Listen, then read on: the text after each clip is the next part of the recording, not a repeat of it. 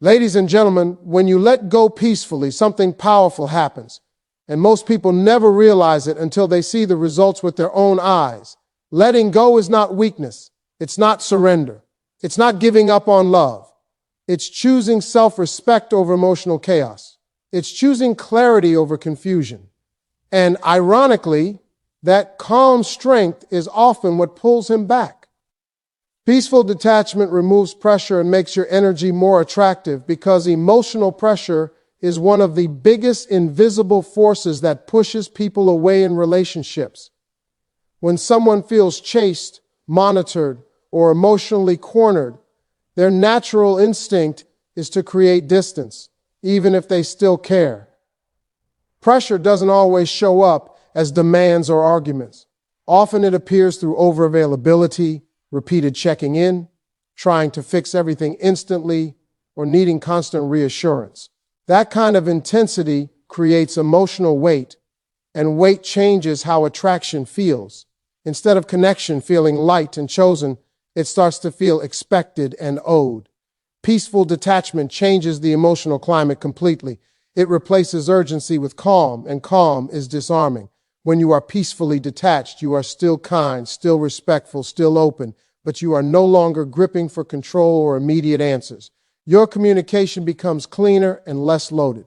Your reactions become measured instead of impulsive. This shift is felt more than it is seen because people respond to emotional atmosphere before they respond to words. Detachment is not coldness, and it is not punishment.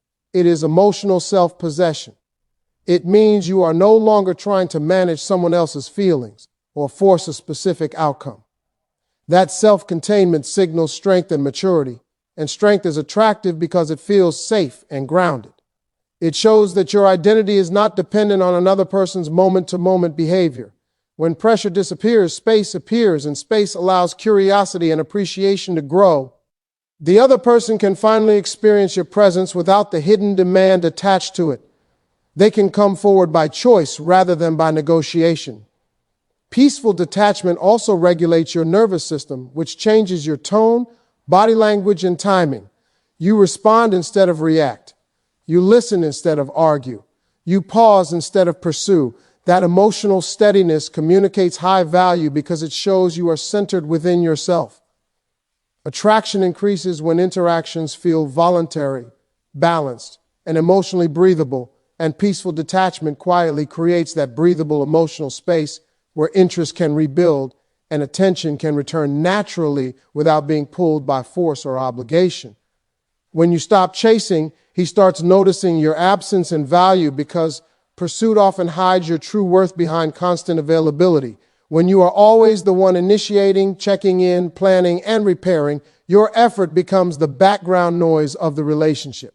It's there, but it's not fully seen. Human nature adapts quickly to what is consistently provided. What is always present rarely feels rare. Chasing creates a pattern where your attention is predictable and guaranteed, and predictability lowers perceived value, even if your intentions are pure. The moment you stop chasing, the pattern breaks.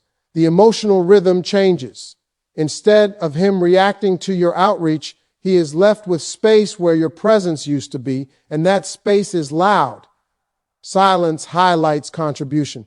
Absence highlights effort.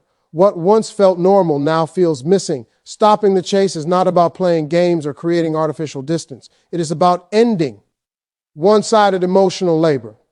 It means you no longer overextend to maintain connection. You allow communication to be mutual or not happen at all. This shift forces awareness because he can no longer rely on your momentum to carry the interaction. He has to decide whether to step forward on his own. When there is no message to reply to, no prompt to answer, no emotional net catching every delay, he becomes more conscious of the gap. Attention naturally turns toward what changed. Curiosity begins asking questions that comfort never asked. He starts measuring what you brought into his daily emotional experience. The support, the warmth, the responsiveness, the affirmation. Value is often recognized more clearly through contrast than through constant exposure.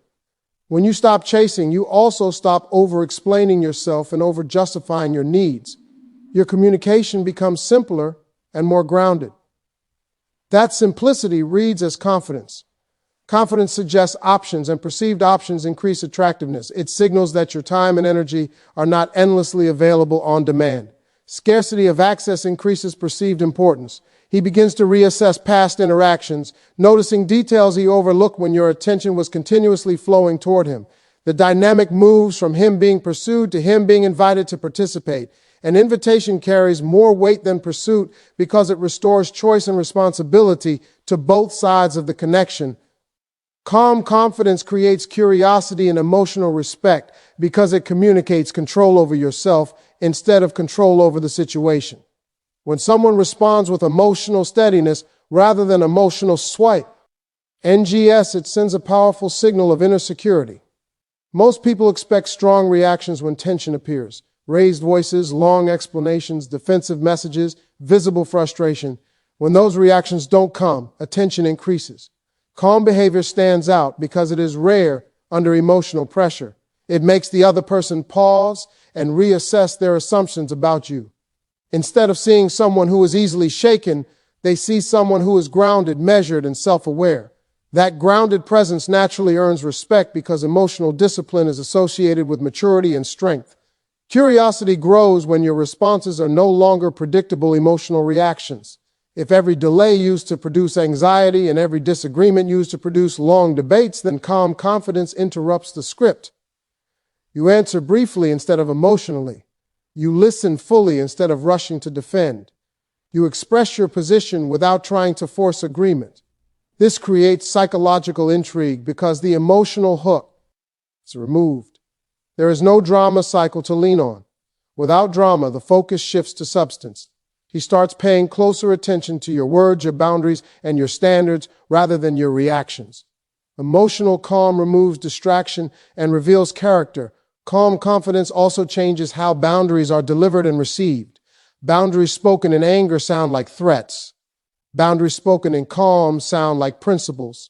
The same limit carries different weight depending on emotional tone.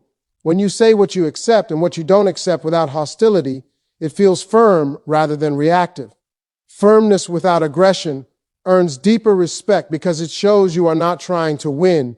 You are simply being clear.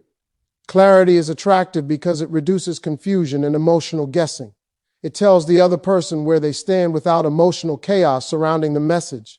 Emotional respect develops when someone sees that your mood is not easily controlled by their inconsistency. If they cannot trigger panic, jealousy, or emotional collapse, they recognize that your stability comes from within. Internal stability suggests high self-worth. High self-worth shifts the relational balance because it shows you are choosing the connection rather than depending on it. That distinction matters. Choice feels empowering while dependence feels heavy. Calm confidence keeps interactions emotionally breathable and intentional, which makes every response carry more weight and every moment of engagement feel more deliberate and considered. Letting go with dignity shifts the power back to you because dignity keeps your self-respect intact while the situation changes. Many people confuse letting go with losing, but the real loss happens when someone abandons their standards, self-control, and composure just to hold on to a connection. Dignity means you refuse to beg for clarity, beg for attention, or beg for priority.